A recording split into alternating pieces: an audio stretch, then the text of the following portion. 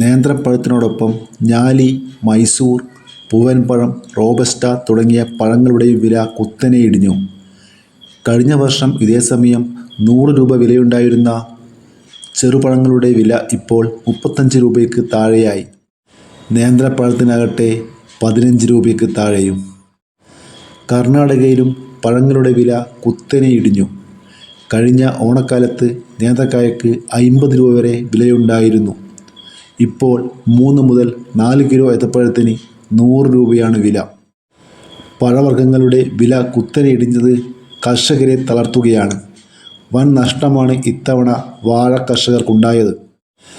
അയൽ സംസ്ഥാനങ്ങളിൽ ഉൽപ്പാദനം കൂടിയതാണ് വിലയിടിവിന് പ്രധാന കാരണമായി പറയുന്നത്.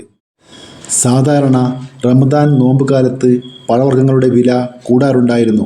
ഇത്തവണ അതുണ്ടായില്ല.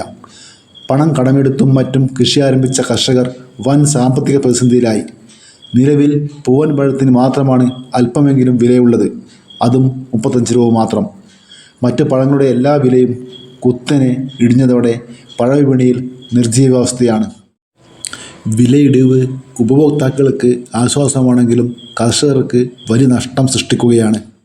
മികച്ച വിളവെടുപ്പ് കാലം എപ്പോഴും വിലക്കുറവും സമ്മാനിക്കാറുണ്ട്. നല്ല വിളവെടുപ്പ് വഴി വിപണിയിലേക്ക് കൂടുതലായി പഴങ്ങളും പച്ചക്കറികളും എത്തിക്കുന്നതാണ് ഇതിന് പ്രധാന കാരണം. ഇത്തവണയും ബാംഗ്ലൂരിൽ സംഭവിച്ചിരിക്കുന്നത് മികച്ച വിളവെടുപ്പാണ്. ഇതോടെ നഗരത്തിൽ പഴങ്ങളുടെ വിലയിൽ കുത്തനെ ഇടിവുണ്ടായി. തണ്ണിമത്തൻ, വാഴപ്പഴം തുടങ്ങിയ സീസൺ പഴങ്ങളുടെ വിലയാണ് കുത്തനെ ഇടിഞ്ഞത്. എന്നാൽ ഉപഭോക്താക്കൾക്ക് വിലയിടിവ് ആശ്വാസമാണെങ്കിലും കർഷകർക്ക് വലിയ നഷ്ടം സൃഷ്ടിക്കുകയാണ്. കൃഷിക്ക് ചെലവായ തുക പോലും ഇവർക്ക് തിരിച്ചു കിട്ടുന്നില്ല.